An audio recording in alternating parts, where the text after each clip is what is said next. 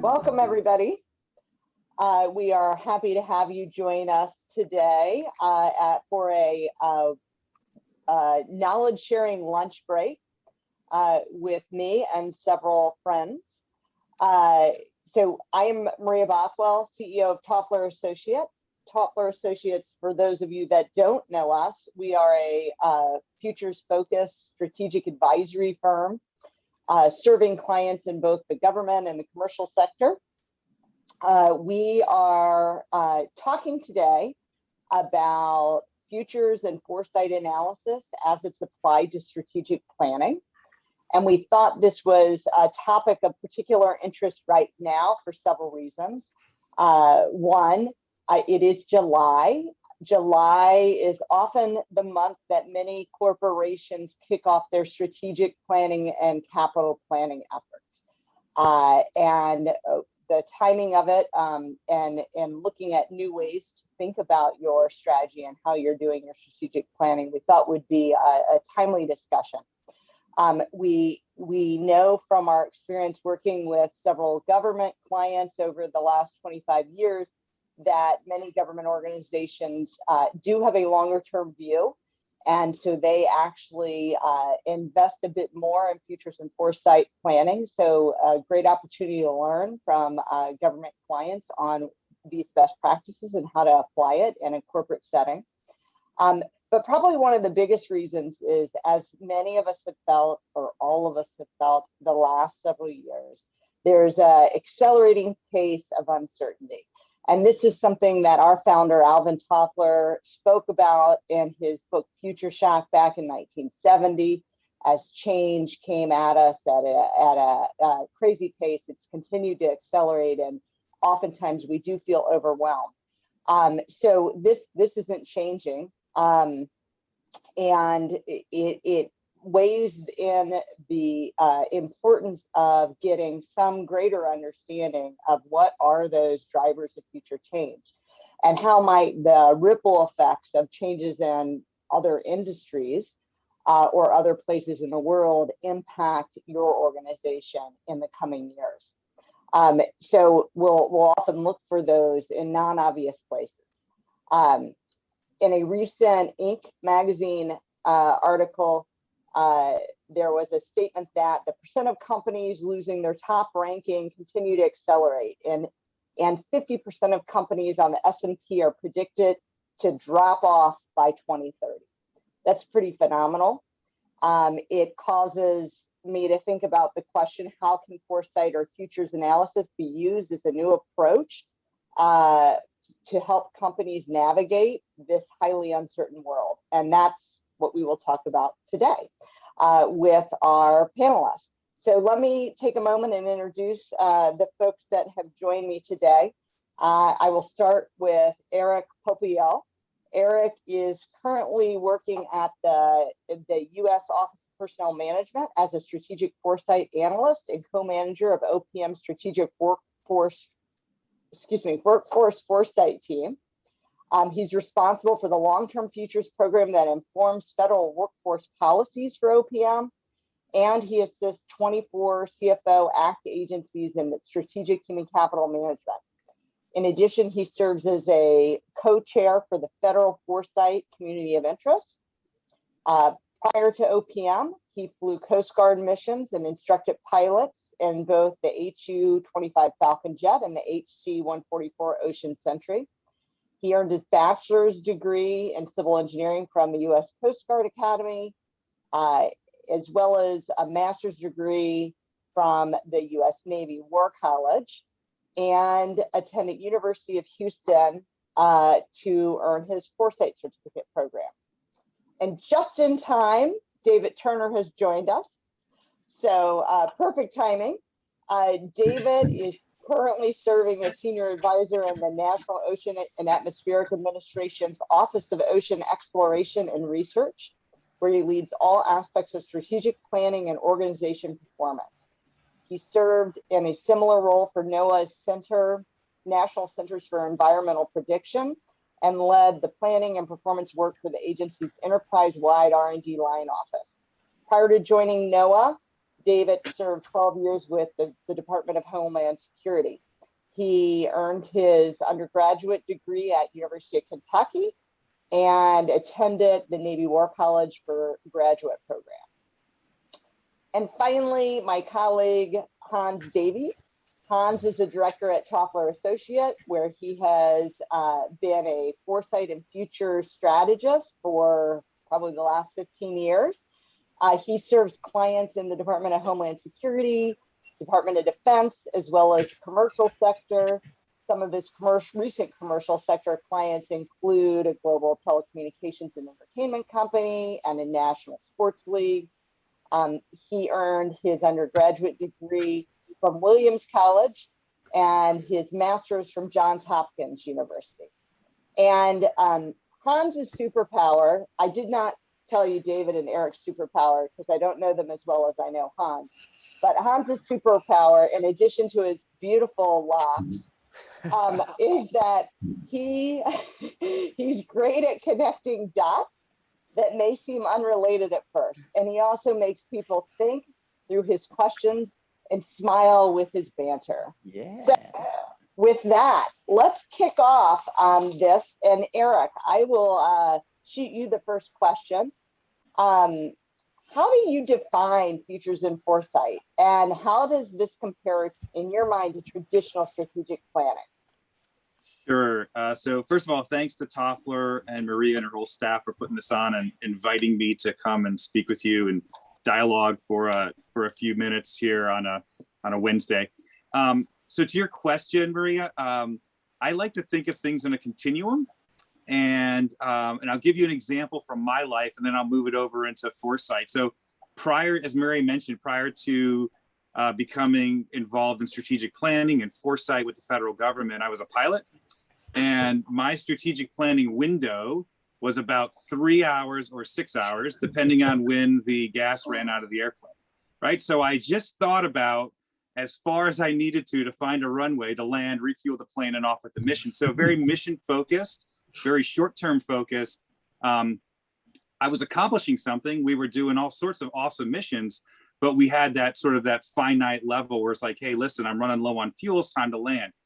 I get to headquarters, and then I started seeing sort of the bigger picture and the entire Coast Guard operating area, not just my little area, either the Caribbean or South America or wherever I was deployed to.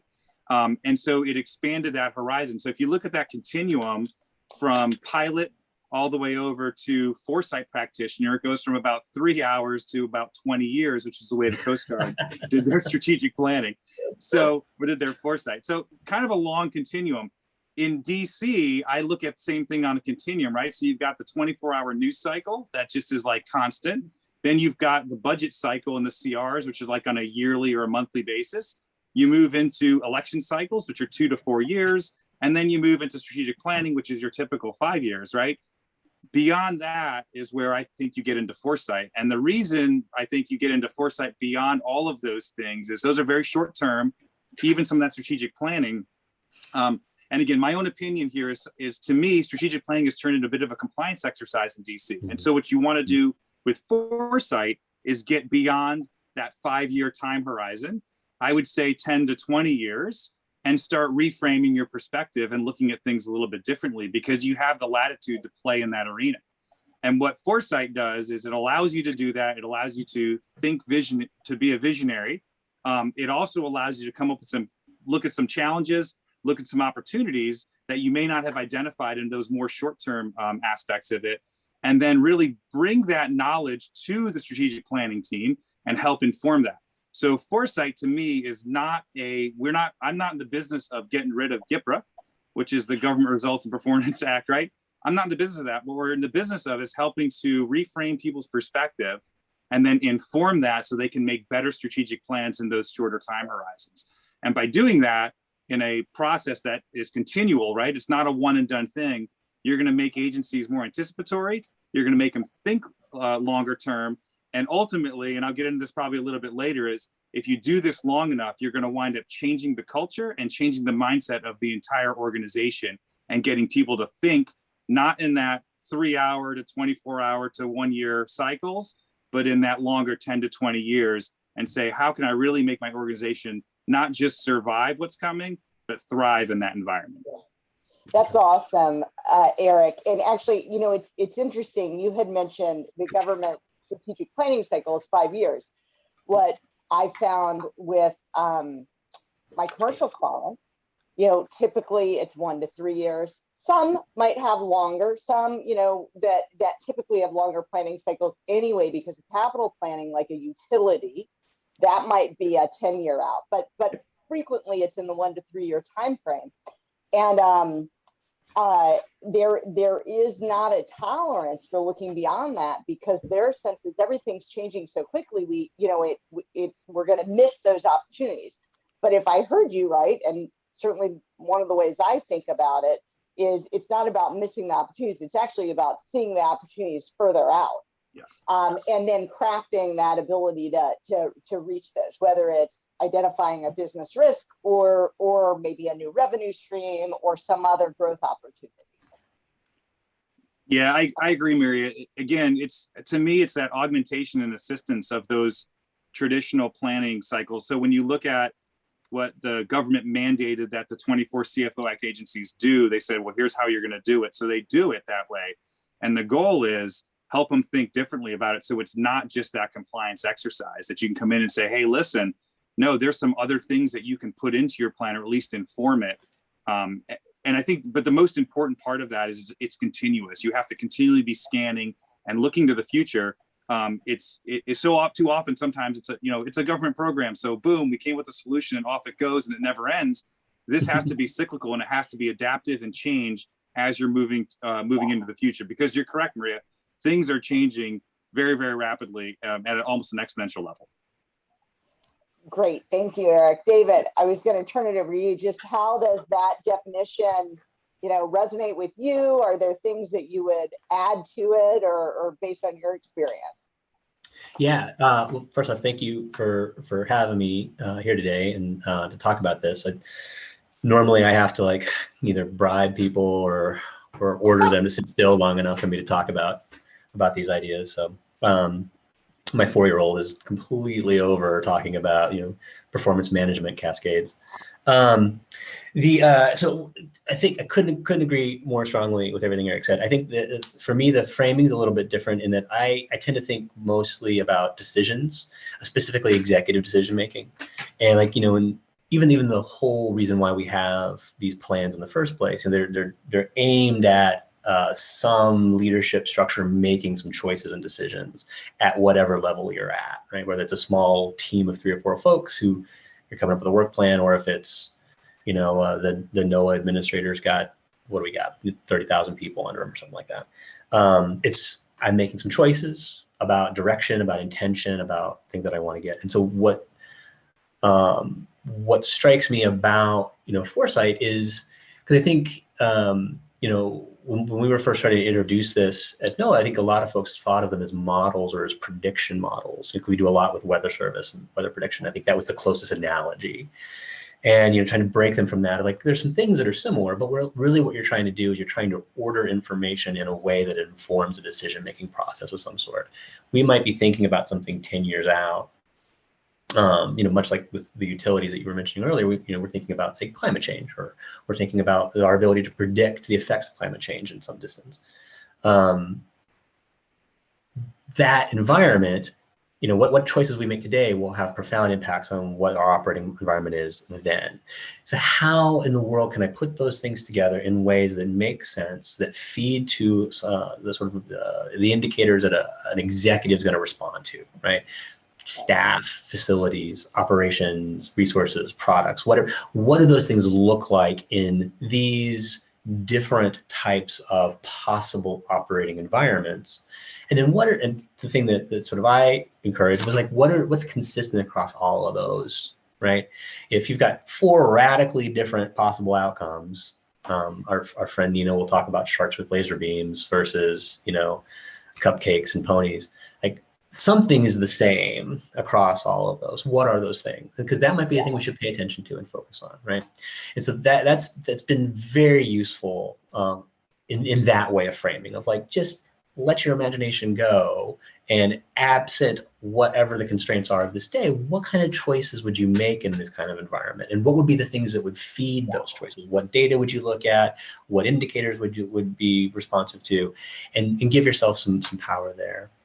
The example I think I offered, in an earlier conversation was a few years back, the city of Atlanta in Georgia had a pandemic exercise about 10 years ago.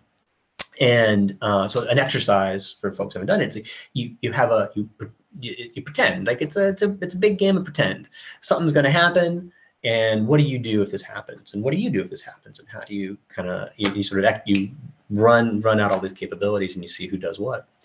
And their pandemic exercise was based on a zombie attack. So like, what if, because the way zombies attack are very similar to how pandemics spread, right? And it was wildly successful in terms of people who participated, regular folks that participated, and a lot of folks learned a lot of things. It was also widely mocked because a lot of people didn't get that the city was playing zombie exercises. But it really got to this notion of like the core element of what's happening in this fictional scenario is super important to us in terms of our ability to respond in sort of a real world environment. What sort of resources do we have available? Where would we send them? How would you send them? What sort of like medical equipment do we have? What sort of contain, et cetera, et cetera, et cetera. And it gave them an ability, a sort of freedom to express what that would look like. And it revealed quite a number of opportunities for improvement or change or evolution that the leaders in that emergency management office took advantage of. All about decision making is the takeaway there. Well, I think that's great, David. And actually, one of the things that we often hear, because so many organizations are focused on the here and now and the current day issues, is how does looking 5, 10, 15 years out help me solve my problem now? Things are on fire, I've got to put them out. And actually, you highlighted one of the messages we often talk to clients about, and it is that aspect of, as you're exploring these alternate scenarios that are maybe 10 or 15 years out, getting it back to what are the key decisions that need to be made today, and what are those common denominators.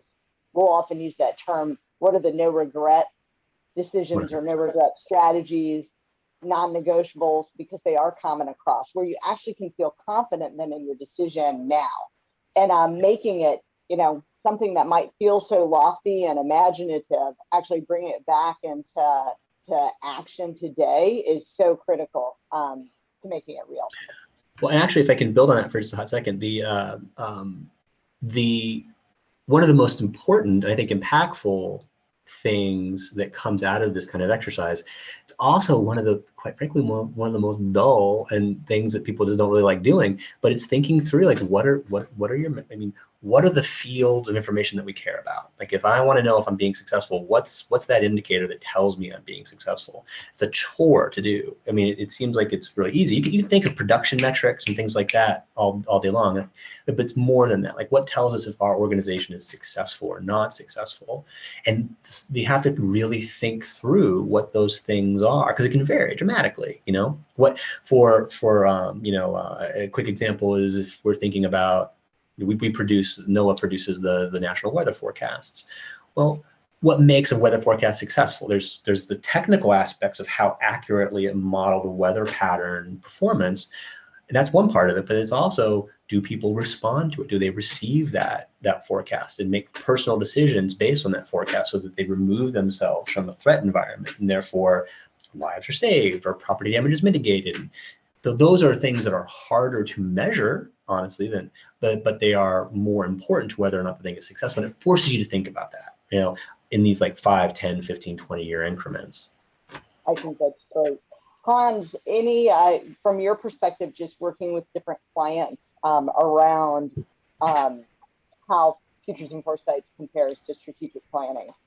Yeah, so I think Eric said it. I'll touch on what Eric and David said too, because I think they highlighted some really important points to footstomp. One is, the strategic planning has become a little bit too much of a planned science, and it's lost a little bit of its art and the emphasis that goes into it. Like, you do it because I've been told to do it. I'm doing my math homework because I've been told to do it, as opposed to, strategic planning has been the joy of learning for a long time. Like, I think organizations, especially in the commercial space, have the ability to be imaginative and take advantage of revenue opportunities or cost saving measures. And that idea of being imaginative is important. And I go back to David and his 4-year-old. I have a 5-year-old, and the best conversations with her start off when she says, Daddy, imagine if, and we do that at Toffler Associates. Imagine if all of America decides they don't want to eat meat that was ever once alive. How does that change the market for where we buy groceries, for where we buy food? Like, that's a question of an imagine if. And when you're looking quarter to quarter to meet market demand or to meet the stockholders, you're not being able to think that strategically. And I think stepping back and having that foresight is important. I think the other thing that Eric and David highlight is strategic planning is supposed to be about looking over the horizon and saying, what might be the second, third order, nth order effects of my decision? We can't pretend that the drop in the water is just the drop in the water. It has ripple effects.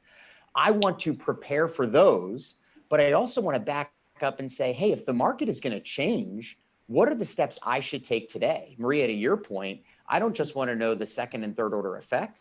I want to come back to today and say, I need to train my people. I need to invest in new production methodologies, new production locations. These are important things for commercial entities to think about. And we always come back to, with foresight, I like the phrase, I'm not always so pithy with it, but it's better to be ready than to be right. Foresight is not about predicting a future. It's not about picking one thing and putting our money on 17 on the wheel. It's about looking out, as David said, and saying all of these things are common no matter how we explore these alternate futures.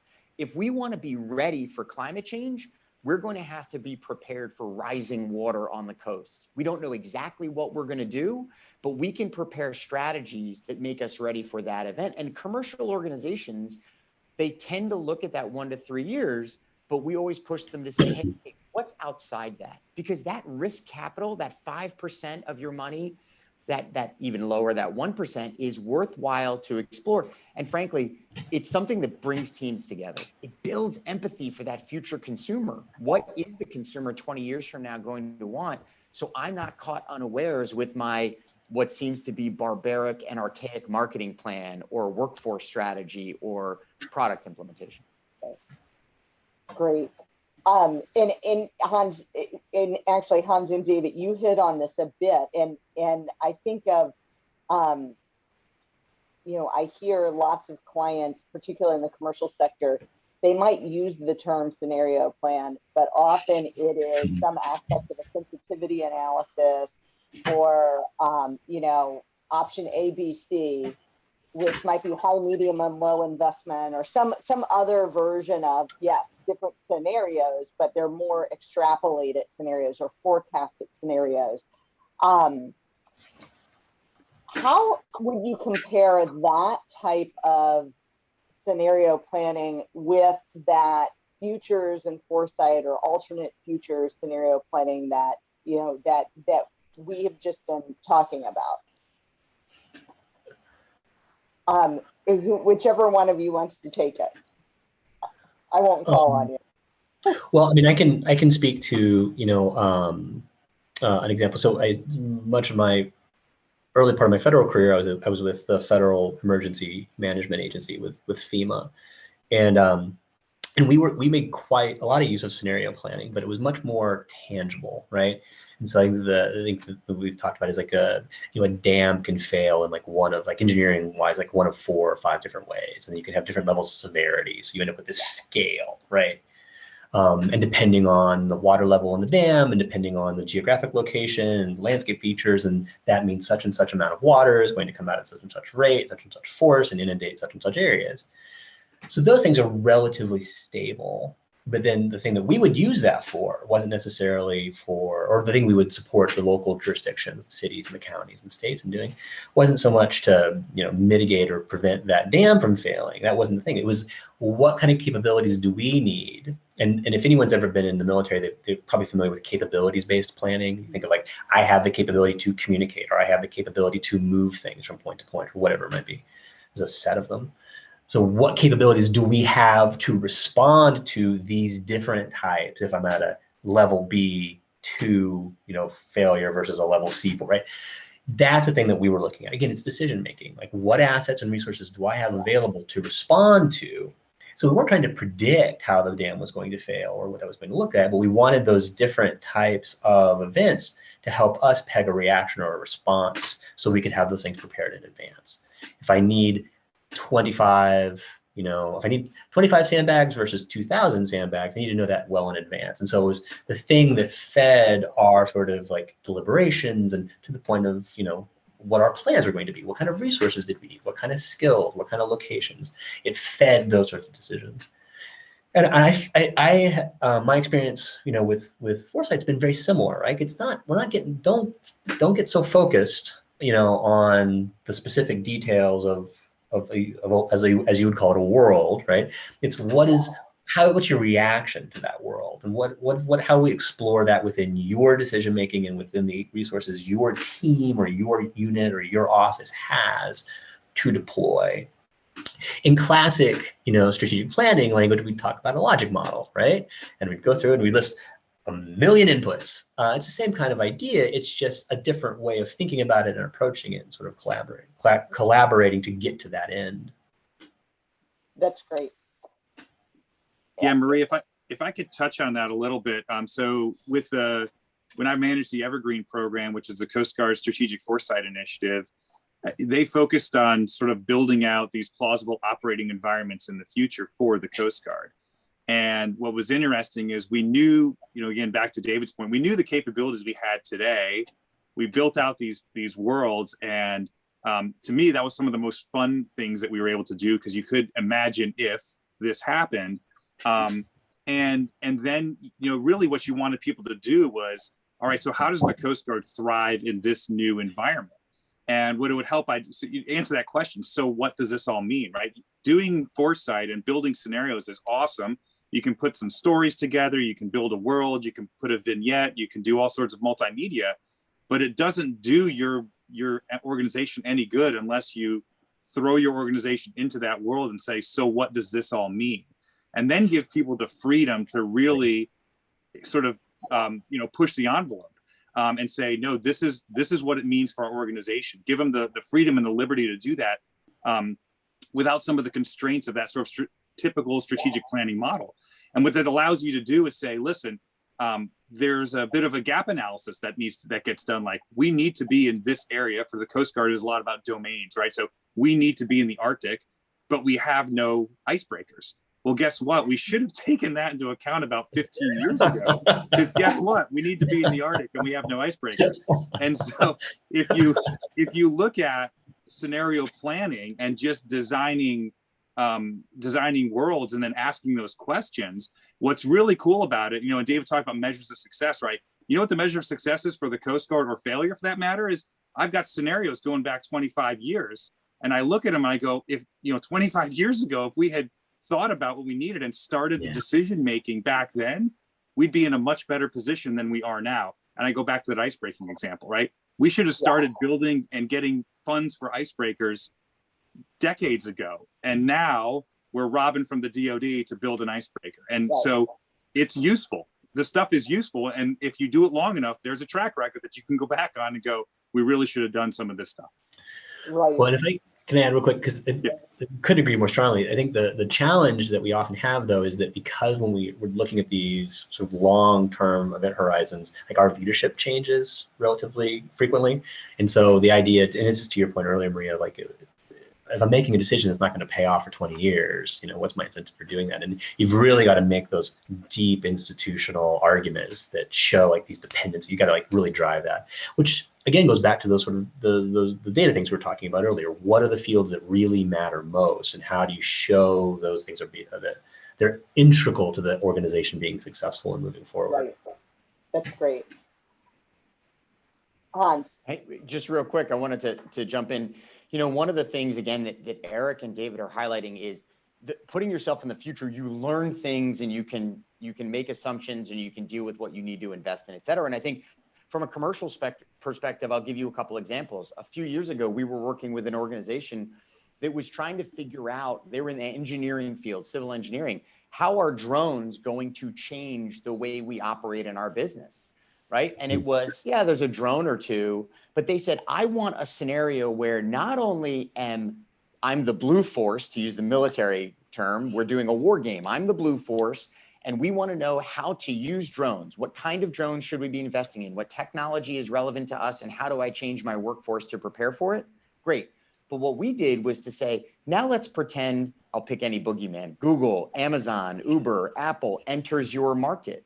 How does that fundamentally change? And I think, Maria, that's the nice thing about Futures and Foresight too, is it allows you the ability as a commercial entity to play in that future world, but also build your organization to prepare for that future world. The soccer metaphor, I played soccer growing up. The thing is, put your head up, right? Don't look at the ball, pick your head up. You want to see where the field is, who's moving where, so you prepare yourself. And I think that's important for commercial organizations. Another one is, hey, where is innovation emerging? Mm-hmm. Not just technology, but where are people, regulatory environments, economies opening up? 10, 15 years ago, we were helping commercial organizations help them place bets. Should I go to the Czech Republic or should I go to Indonesia? That's not a technology question. That has a lot to do with what your market is, where you want to sell. That strategic foresight in saying, let's put you 20 years in the future to decide where you want to go. That's an important aspect for any commercial organization. And again, I just come back to, it's not just about the decisions that you make. It's also about how you're making those decisions. Don't forget, we rely heavily on technology or AI, but you sometimes forget that there's a lot of brilliance in the room with you or in your organization. And Futures does a great job of pulling those people in and saying, hey, we want to bring diversity. We want to include different perspectives at the table so that we're not making data alone or data-driven alone decisions. We're making people and human-centric focused decisions. Yeah, that's great. It reminds me also of one of our recent clients in the telecommunications arena. We were doing a project to help feed their innovation pipeline with new product and service ideas. And this was a 10-year view of the future and the futures exercises. And we really focused on what is the future of society and consumers, or consumers in the digital society. And part of that caused us to really look at what was happening, now in the next 3 to 5 years in the retail space, in the healthcare space, financial sector, entertainment, basically these other sectors that were changing consumer behavior and changing consumer expectations that ultimately would have a ripple effect. So it was considered odd to the client at the time why we would look at what's going on in the fintech world in Asia to understand what they should be thinking about. But there have been, and there will continue to be, some distinct consumer behaviors driven by that we need to be aware of. Can I jump in real quick? No, it's a funny, there's also a joyful serendipity in some way that is beneficial to any organization, but I'll give you the commercial. We were working with one of the sports leagues here in the United States, and it was early in 2020. We'd heard stuff about this pandemic, but what we were really focused on was how virtual reality technology would affect people attending the stands. And we did an exercise saying, what do you do when you're putting on a product in an empty stadium? And we went through the exercise, and this is what the league would do, and it was great. And in the end, we didn't get the prediction was not right. We were thinking more 5 years down the road, artificial intelligence and virtual reality.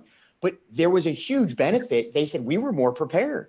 We were able to think through what that would look like. And I think that's part of the benefit of Foresight too. And I think there's an aspect of this that commercial organizations tend to act very much like human beings, right? I got to know what it's about. So I got to get quarterly targets, or I need to figure out my long range plan. But human beings that are successful very often say, hey, I'm going to have a birthday party for my kid 2 weeks from now. What if it rains? How should I prepare for a rainy day? And we need to think about that. And I think for me in the commercial space, Futures has really been a nice way for folks to take a little bit of that space and say, hey, how do we take advantage of an opportunity if there's an incremental shift today that results in a huge azimuth change in the future? How do we take advantage of that so we're prepared, so we're ready? Good. To build off of that, there's sort of two almost cliched phrases that come up over and over and over again in this kind of work. Like one is that no plan survives first contact. So whatever or how do you make God laugh? Make a plan. That kind of thing. Which is true. Like these sort of especially sort of traditional old style strategic plans that are rigid and structured, that don't provide flexibility, they don't stand up very well, right? But I think that the counterbalance to that, and this is the argument that I make all the time with the various folks that I work with, is that planning is a social exercise as much as it is an academic or an intellectual exercise, and it's about negotiating and it's putting out ideas and debating them and arguing about them. And sometimes it's even there's even conflict involved, but it's about that sort of jockeying of ideas and thoughts so that you've worked through these things so that they don't come at you sort of wild and unprepared for. And it's a routine, regular, revisited sort of activity that you want to do on a repeatable, consistent basis. And Foresight gives you some frameworks for that kind of thing, of doing that, so that you can come back and revisit worlds and see how they've changed and what your reaction to them would be. And it's a way that can encourage folks to be creative and to think in a little more non-traditional ways that then translate back into the sort of hardcore decisions you need to make for whatever your unit is. That's right, David. So I'm going to just quickly go to some of the questions that are being asked, and then we'll come back to our plan questions. I think there's two that we might be able to answer together. Do you use technology to assist in predicting or imagining the future? But then also the other one about a criticism of strategic foresight is that nothing new has emerged since the development of scenario planning. What new innovations do you see emerging from strategic foresight in the coming years?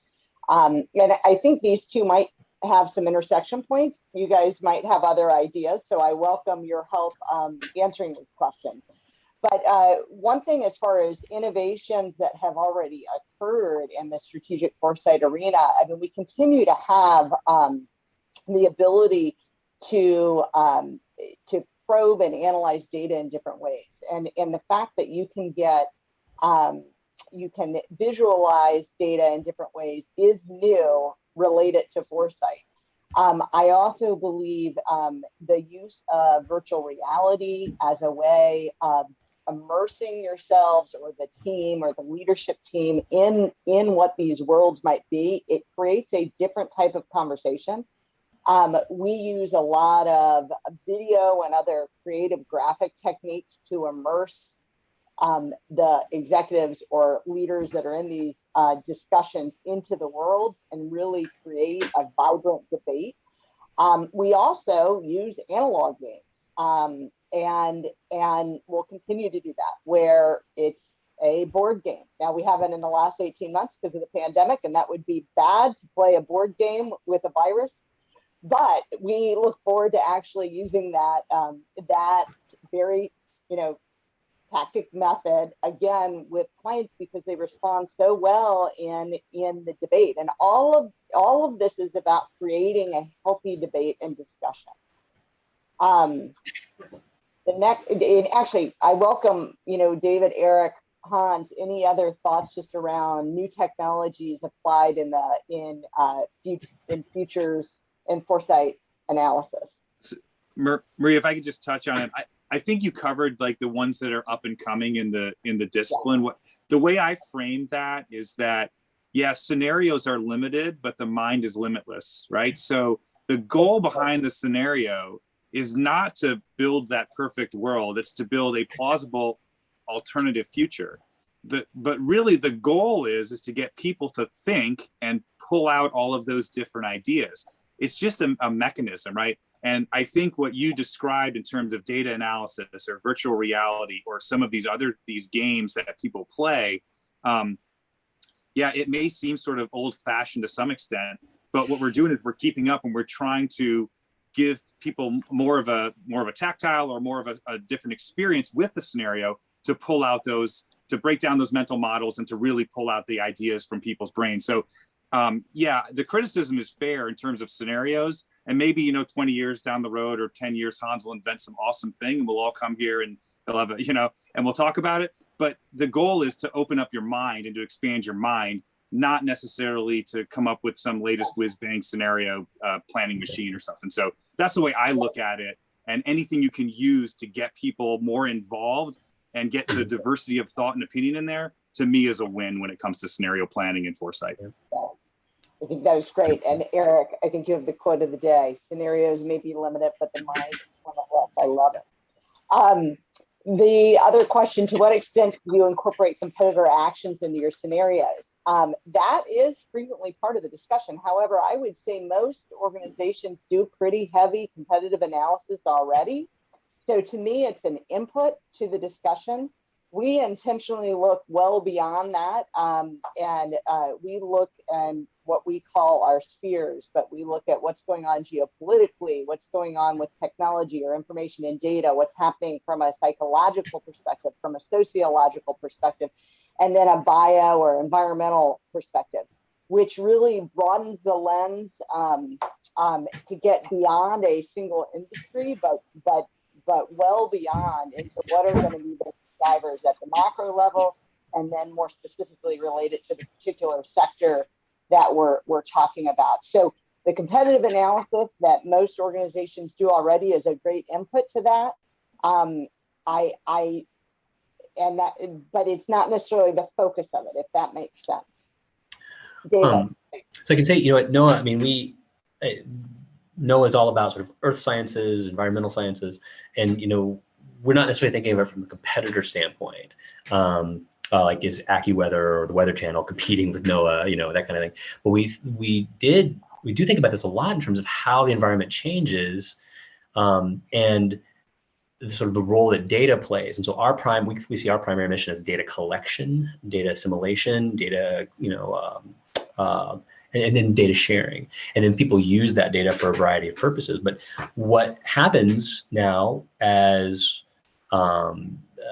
folks have just gotten so good at being able to take data and create these interactive experiences with them, that the data we produce then goes off to fund or to support or feed these other actions. And that's what people sort of see and experience. You pull up your iPhone, you look at the weather, sort of weather data that's there in that sort of interactive app.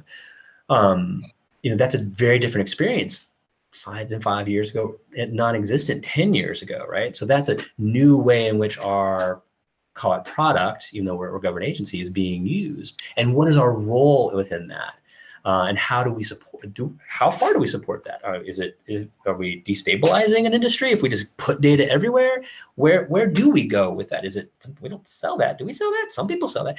It's that kind of thing that you start to think about, of like, well, what's our core as a government agency? We have a core mission that is sort of dictated by law, but how people interact with us performing that core mission can vary dramatically. And so we've had some interesting experiences about doing that. And, you know, most folks in this call might be, I'm sure, familiar with it, but we look at the post office as an example of in the 80s when, you know, UPS and DHL started coming along and sort of siphoning off the profitable aspects of delivering mail, right? And you're left with getting the postcard from Sacramento to Miami within 4 days. And so they're put now in a much more difficult operating environment than they may have been had they had some more flexibility about dealing with some of this early on and figuring out how to maintain sort of more viability. So yeah, I guess it's the idea. The reason I bring that up is it's not necessarily about thinking about competitors per se, at least from our perspective, but it's thinking about how we are relating and interacting with everybody that's in that operating environment, and that has impacts on the decisions and choices we make. That's great. Hans. So I won't jump into Eric's area of the Arctic, because I know, but first of all, shout out to Travis. I know Travis well. Thank you for asking a great question and attending the webinar. But Eric, I won't touch on the Arctic area, but I want to do two things. One is to directly address Travis's question. I think, yes, we do take national competitors or transnational competitors. What we do look at it is a little less of that war game of what if the near peer competitor or red team. We try to put it in that imaginative scenario. And I like to sort of come at it orthogonally and say, oh, you make bread. What if Amazon wants to make bread?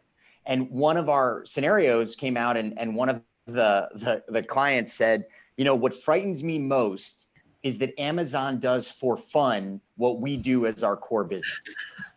And that makes me very nervous, right? And I think that's part of the aspect of how that future emerges, because we make assumptions as human beings. It will always be X, Y, or Z. This is how it will be. And part of the push for scenarios is to punch you in the mouth and say, what if it's different, right? What if something changes and you're not prepared? And to give an example, Maria, on real quick is, you know, in the late 90s, we were working with the Postal Service, right? And we were talking to the Postal Service and saying, hey, this electronic mail thing is going to cause you a real problem, especially when you don't have to go, and I'm old enough to remember FTP servers and uploads and all that stuff, especially when you're not going to have to make these uploads, right? We talked to the telecommunications companies and said, hey, your fax money is going to go away, right? And I'm not saying they listened or they didn't listen. You can make your own judgments on that. But the challenge sometimes is it's hard to get leadership to look beyond their short term because they have their own time horizons. We're human beings. I'm going to be elected in another 4 years. My goal is to get elected again, or my goal is to retire. You have to be thinking about those guys that are going to be coming 20 years behind you. And I think of foresight as the Greek phrase, you know, wise people plant trees under whose shade they will not sit. You are building that future, and you have to take ownership of that legacy. And I think commercial organizations do it well. I think it's hard sometimes to pick your head up and say, hey, I should be planting some trees with 5% of my time. And that's what foresight can really help you with. You want that organization to thrive in the future, and you want to build a legacy and say, I built that future-proofed organization. That's what foresight, strategic foresight can really do. And that's what we do, especially for commercial organizations, because it moves so fast. Yeah, great. So we have another question in here from Jeremiah. Do you find that the U.S. government agencies are more open to robust scenario planning with the longer term horizon because they are not beholden to turning a profit for shareholders in the monetary sense? Short-term results focus still exists in Congress, budget cycles, leadership changes still exist, but it seems to me that agencies are able to focus more on mission. And I think, Jeremiah, that is a absolutely 100% right. Typically, I think many government agencies that are focused on policy, for example, they're looking at policy impacts 10, 20 years down the line. It's not just tomorrow. Now, some of them might be tomorrow, like pandemic response, but many of them, they're trying to understand the long-term implications and that second and tertiary implications. And the heavy focus in the commercial setting on quarterly earnings reports is really caused that breakdown. That said, I think the pandemic really threw a whole bunch of commercial organizations for a loop. You know, in many ways, it created fantastic new revenue opportunities for several that were able to jump on it. And it caused havoc for others that were so unprepared for sudden change. And that just the event of having something like the pandemic, I think, has made many organizations realize that they've got to look beyond the quarterly earnings report. And, you know, we're hoping with this season of strategic planning and capital planning that many more are looking beyond the 5-year horizon because of that and thinking about the possible and the plausible. So thank you for that question.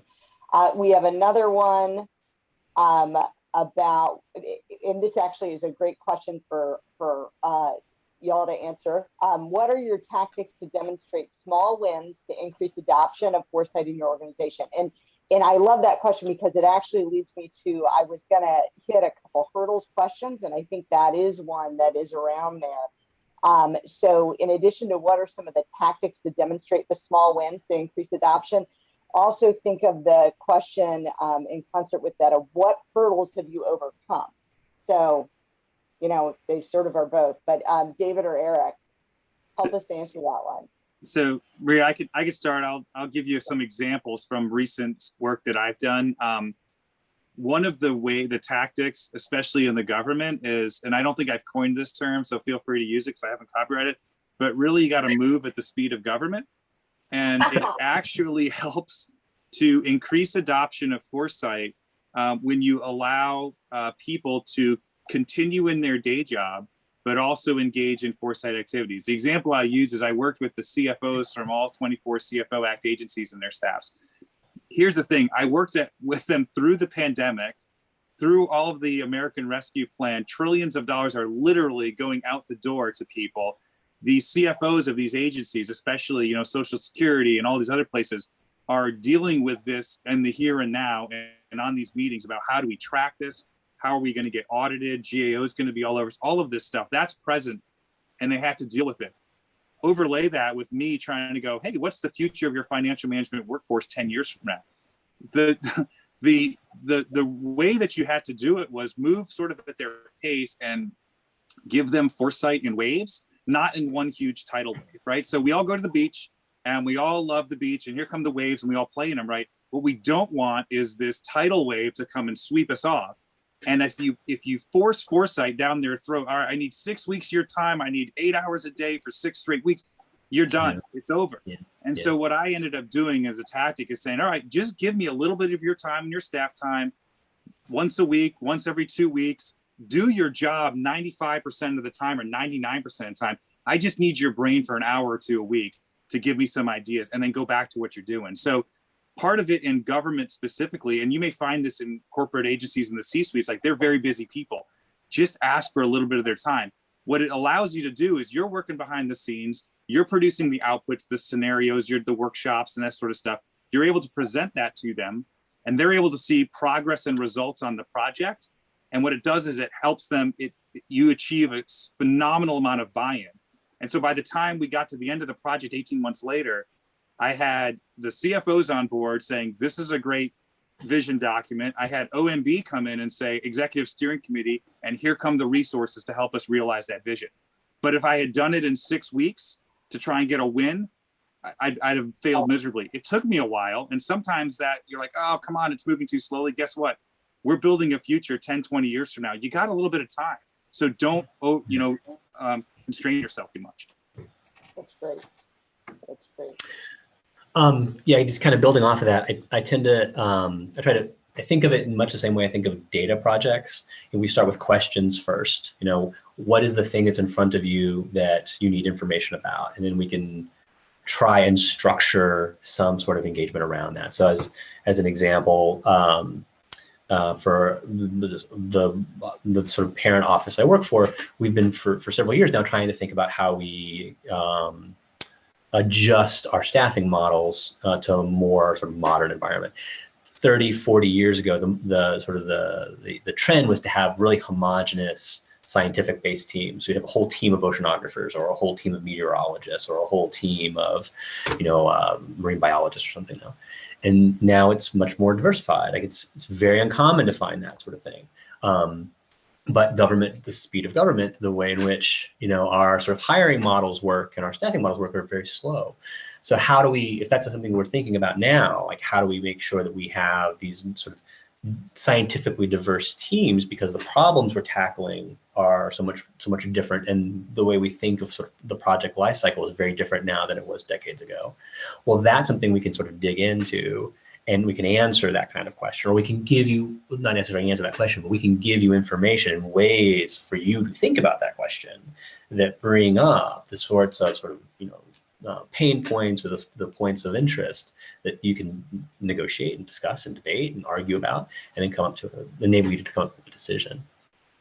That's great. Those are both great suggestions you guys had. One thing I also found just an intangible benefit of these conversations at the C-suite level is it's a different type of conversation because you're using your imagination and you're thinking about things that are not typically in your lane. So it generally people get energized by it. The executives get energized by that learning element and that camaraderie and collaboration they have with their colleagues that they often, again, don't have because they're so used to wearing their particular hat, if it's the COO hat or the CFO or the CISO or what have you. So that's an intangible though. So we are getting close on time, so we're gonna begin our wrap up. Oh, Hans, real quick. Just real quick, I wanted to answer that question as best I could. Eric said move at the speed of governance. So a quick bullet point for someone out there that says, I want to make this relevant in the short term, right?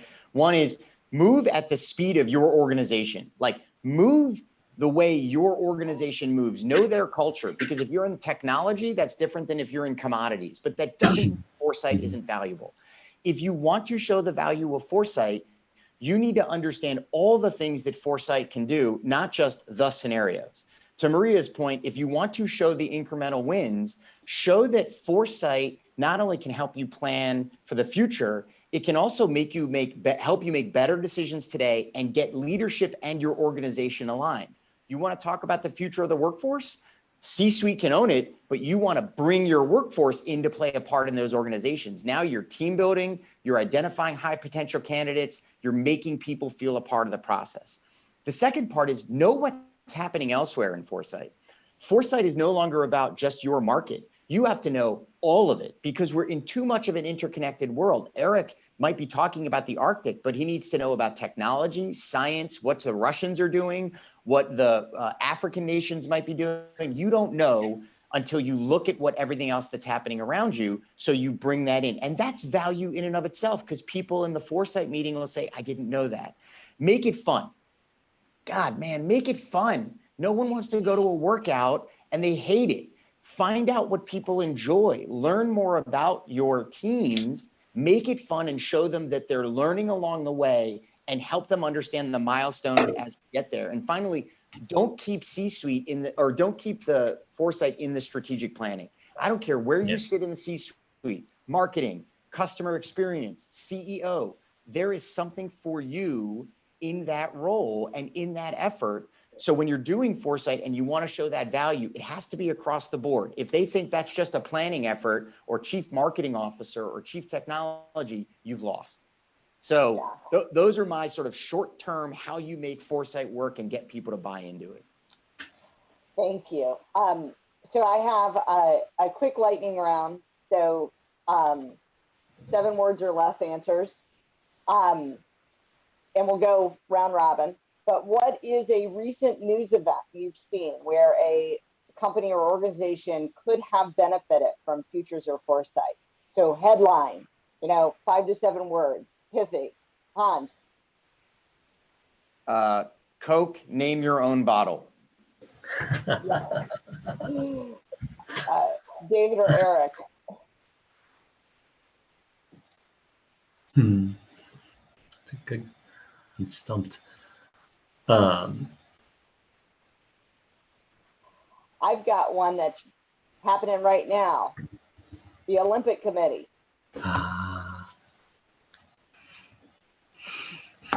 Yeah, I've got one that's similar to that, Maria. This is probably not super recent, but being a soccer fan, they're holding the World Cup in Qatar, and they had to hold it in the winter because it's so hot down there, they can't play it in the summer.